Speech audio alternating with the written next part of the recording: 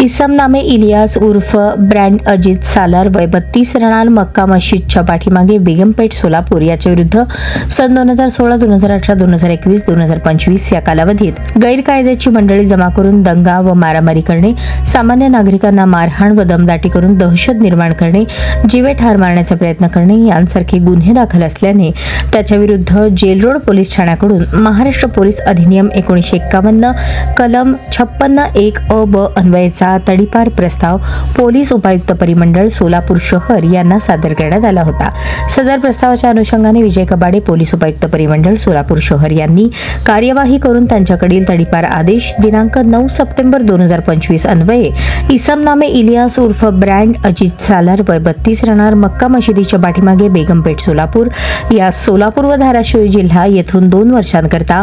तडीपार केले आहे। तडीपार केल्यानंतर त्यास विजयपूर कर्नाटक येथे नेऊन सोडण्यात आले।